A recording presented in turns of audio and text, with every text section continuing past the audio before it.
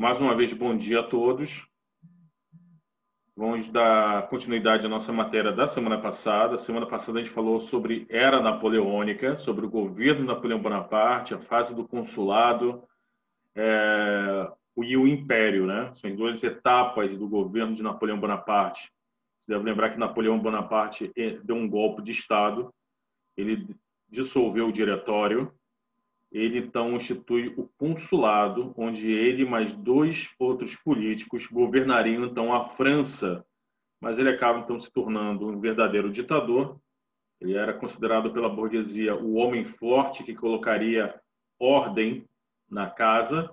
Ele era um herói nacional para os franceses por ter derrotado a coligação anti-francesa, né, aquela união dos países das monarquias absolutistas que queriam acabar com a Revolução Francesa.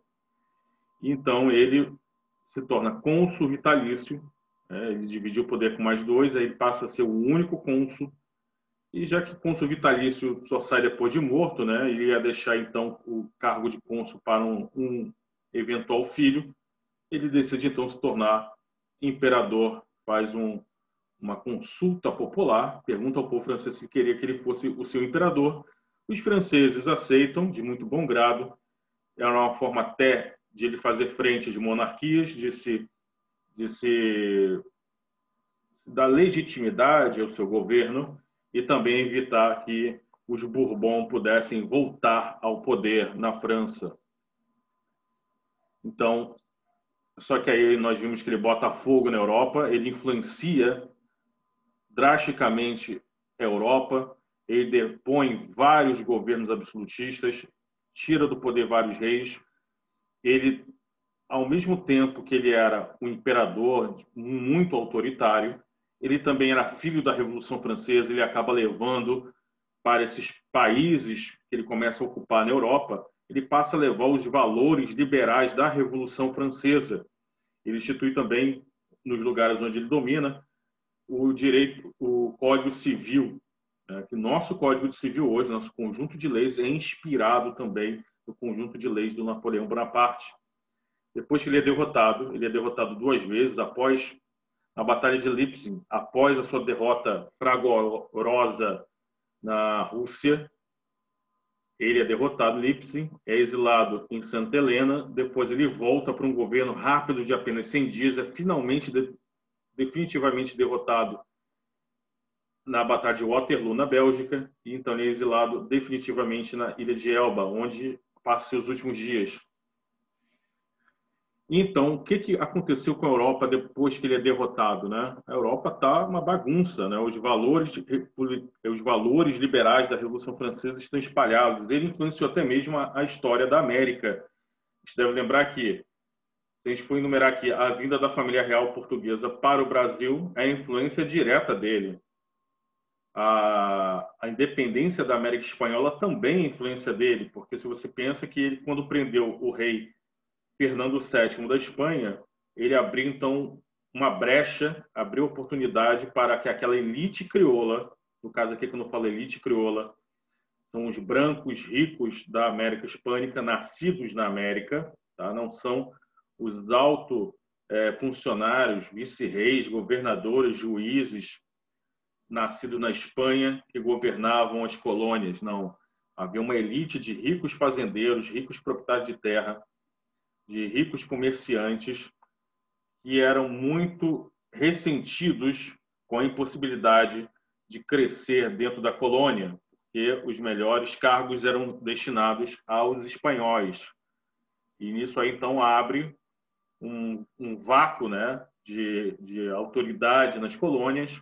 Eles não reconhecem o irmão do Napoleão Bonaparte como rei da Espanha, e aí, então, começam a planejar seus movimentos de independência. E posso dizer até também que a história dos Estados Unidos também está relacionada a Napoleão Bonaparte, porque, como Napoleão Bonaparte precisava de muita grana para botar fogo na Europa, estender o seu poder, o seu império por toda a Europa, ele precisava de muito dinheiro. Como ele tinha lá uns terrenos na Virgínia, no Tennessee, na Louisiana, na América do Norte, ele vende para o Thomas Jefferson por uma bagatela Thomas Jefferson aproveita, compra e fica feliz pra caramba, porque aí possibilitou o avanço dos americanos para o oeste. Estrategicamente falando, a gente pode dizer que quando os Estados Unidos, né, Thomas Jefferson compra do Napoleão essas terras francesas, que eram as colônias francesas na América do Norte, a gente pode dizer então que a partir daí começa os Estados Unidos de verdade. Aí ele se torna uma verdadeira potência, e permite então que ele consiga vencer, por exemplo, o México, que era um estado grande, mas agora que ele pega parte dos territórios franceses, os Estados Unidos viram um rolo compressor na América do Norte. Não tem para ninguém. Então, gente, por que esse ódio contra o Napoleão, né? Por que as monarquias absolutistas tinham ódio no Napoleão Bonaparte? Eles tinham medo que os ideais da Revolução Francesa se espalhassem pelos seus países, então eles se sentiam ameaçados. Eles criam essa coligação antifrancesa, lembrando Áustria, Prússia, Rússia, Espanha, Bélgica e também a Inglaterra, que não era uma monarquia absolutista, mas tinha interesses contrários aos dos franceses. Então, eles sabem que não dá para voltar com o antigo regime, porque a história está caminhando. Quando a história caminha, não dá para voltar atrás. O sonho dessas monarquias é fazer de conta que não houve Revolução Francesa, que não houve Napoleão, mas a verdade é que a marcha da história já estava engrenada e essas rupturas da forma de pensamento, as pessoas não iam mais aceitar a sociedade como era antes da Revolução Francesa. Então eles se reuniram, né, todos esses países se reuniram em Viena, na Áustria, para debater como seria então a Europa pós-napoleônica. Chamaremos então essa reunião de Congresso de Viena. Então esse encontro diplomático queria restabelecer a ordem política e também dos territórios, porque quando Napoleão sai invadindo todo mundo, as fronteiras ficam uma coisa meio bagunçada. E também, então, para organizar de novo a Europa, o princípio vai ser o princípio de legitimidade, ou seja, vai voltar para o trono aqueles legítimos herdeiros das suas dinastias. Então, quem volta para a França é a família Bourbon. Luís XVIII volta ao trono. Aliás, ele não é que volte, né? Ele foi entronizado porque ele era irmão do Luís XVI, já que o Luís XVII morreu na prisão, alguns dizem que por questões respiratórias, o cara ficou lá no calabouço, tinha asma, pegou a pneumonia, morreu. Então, manter de novo a ordem política, a territorial e garantir uma paz duradoura, evitar novas revoluções e evitar um novo Napoleãozinho surgindo na Europa. Então, alguns países vão voltar a ser como eram antes, mas outros vão passar por uma certa mudança. Por exemplo, a Polônia, coitada. A Polônia sempre apanhando. A Polônia é um país interessante porque, durante uma parte do tempo da sua história, a Polônia não existiu. Ela foi sempre disputada entre os russos, os alemães. Então, a Polônia, coitada, é desmembrada, ela some. Território que era da Polônia fica com a Prússia e o outro lado com a Rússia. É engraçado que essa divisão vai acompanhar a gente, né? Coitada da Polônia, ela só vai voltar a existir após a Primeira Guerra Mundial. E o fato dela voltar a existir implica no desmembramento do Império Russo, no desmembramento do Império Austro-Húngaro e também da Alemanha. E isso vai praticamente gerar a Segunda Guerra Mundial. Então, a Itália também. A Itália não era unificada nesse período do Napoleão. Ele colocou alguns cunhados para governar algumas regiões da Itália, tanto é que o filho dele, né, o Napoleão II, tinha o título de rei de Roma. Então, se você já ouviu aquela historinha, aquela musiquinha, o rato roeu a roupa do rei de Roma, o rato estava roendo a roupa do filho do Napoleão Bonaparte. Então, a Holanda é engolida pela Bélgica, depois é separada, né, que eram os chamados Países Baixos, e a Itália, como eu falei, não era unificada, e uma parte dela, então, o norte da Itália, vai ficar com os austríacos, essa questão também só será resolvida após a Primeira Guerra Mundial, com a derrota do Império Austro-Húngaro, dos Habsburgos. Então, para evitar qualquer problema... Ah, sim, isso para a gente terminar aqui. A Inglaterra ela ganha algumas ilhas também no Mar Mediterrâneo. Ela não sai de mão abanando. O Estreito de Gibraltar, por exemplo, não é nem da Espanha, nem da Argélia. É da Inglaterra. A ilha de Chipre e de Creta também ficam para a Inglaterra. Perfeito para a Inglaterra poder expandir seu império para o Egito e a construção do Canal de Suez. Então, era muito importante para a Inglaterra chegar na Índia, manter uma relação com a Índia, ter essas ilhas. Então, para evitar o surgimento de novas revoluções na Europa, para evitar novos Napoleões, eles criam, então, uma aliança militar e diplomática chamada Santa Aliança, para defender os interesses das monarquias absolutistas. E isso, inclusive, era pensado em utilizar para evitar as independências da América Espanhola. Tá? Então, para combater revoltas liberais e movimentos de independência na América, foi criado a Santa Aliança. Aliás, o Brasil só se torna Reino Unido a Portugal por causa dessa Santa Aliança, né? Porque aí, quando Napoleão é derrotado, quem fica governando Portugal é um inglês chamado Beresford. E esse Beresford não tinha autoridade para negociar na Santa Aliança, no Congresso de Viena. Então, os próprios ingleses dão um macete para o Dom João. Dom João, você está aqui na América, Portugal está sem dono, não tem ninguém para negociar com a Santa Aliança. O negócio é você transformar o Brasil, deixar de ser colônia e transformar, então, em Reino Unido. Então, o Brasil se torna Reino Unido a Portugal e Algarves para que Dom João pudesse enviar emissários diplomáticos para negociar a entrada de Portugal na Santa Aliança. Só que essa Santa Aliança, para tentar acabar com as independências da América, ela vai esbarrar no nosso primo do Norte, nosso primo rico do Norte, os Estados Unidos, vai ir contra a Santa Aliança. Vai dizer assim, olha, os países da América que se tornarem independentes vão permanecer independentes. E qualquer movimento da Europa em tentar restaurar o domínio colonial sobre a América vai ter que passar pelos Estados Unidos. Era chamada doutrina Monroe. Tá? Então, os Estados Unidos, o presidente James Monroe, institui essa doutrina, essa política internacional para a América, em que ele se compromete a combater qualquer intervenção europeia aqui na América, no continente americano.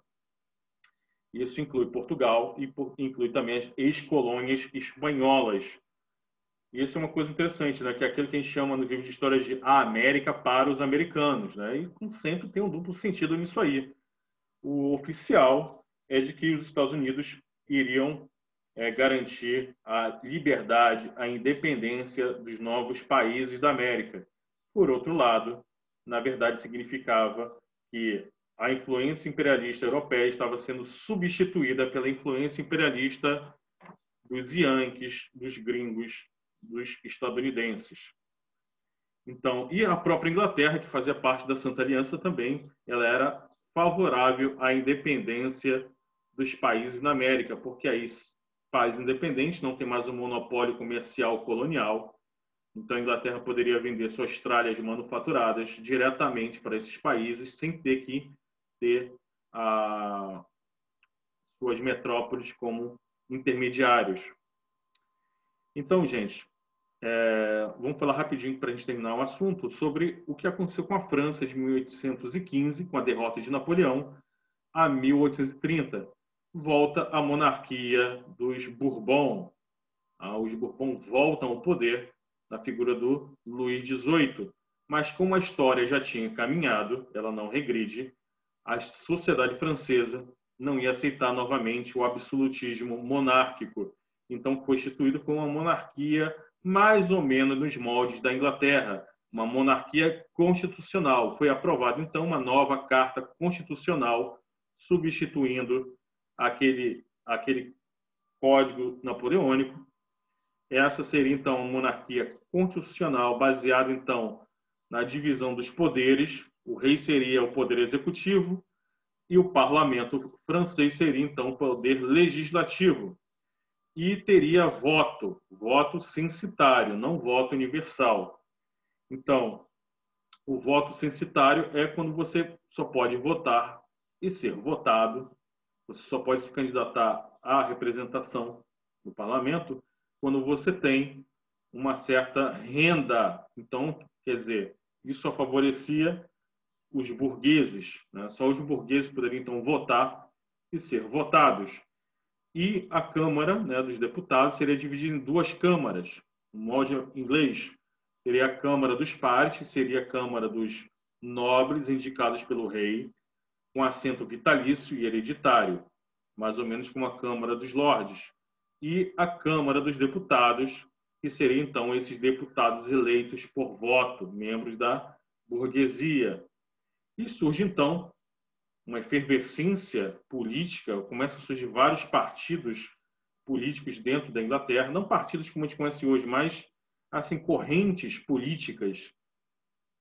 Então nós temos três aqui, temos os radicais, os bonapartistas e os ultrarrealistas.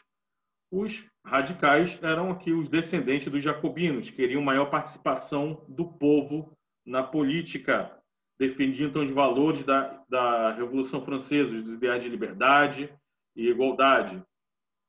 E tinha os bonapartistas, os doidões que queriam a volta do Napoleão Bonaparte, a princípio, né? Ele estava lá preso na ilha de Elba, os caras queriam que ele voltasse a governar a França. E depois de morto, os bonapartistas ainda continuavam querendo manter o legado do imperador vivo. E tinha os ultra-realistas, que eram os membros da alta burguesia, da alta nobreza, que eram partidários de uma volta do absolutismo monárquico na França. E aí, então, o sucessor do Luís XVIII, o rei Carlos X, ele então chega ao poder cheio de confiança, e aí ele tenta voltar ao absolutismo monárquico na França, e aí apoiado por esses ultra-realistas, e querendo sempre tirar a participação dos burgueses. Isso vai levar, em 1846, a uma rebelião na França, uma revolução burguesa, e vai se espalhar por toda a Europa. Outra revolução iniciando na França, que chamaremos então de Primavera dos Povos, mas isso aí é matéria para a semana que vem. Tá? Então, gente, deem uma lida. Eu acho que eu vou colocar, então, matéria desde para a gente fechar aqui, falar sobre nossa provinha. São 5 questões que eu vou colocar. Eu devo escolher 5 questões desde as revoluções inglesas, Revolução Industrial e Revolução Francesa e Era Napoleônica. Aí temos 5 questõezinhas maneiras, né? Então, vamos ter que estudar bastante, tá? Então, gente, obrigado pela atenção de vocês. Qualquer dúvida, vocês chamem na plataforma Moodle, tá? Não saiam ainda, que eu preciso tirar nossa foto probatória.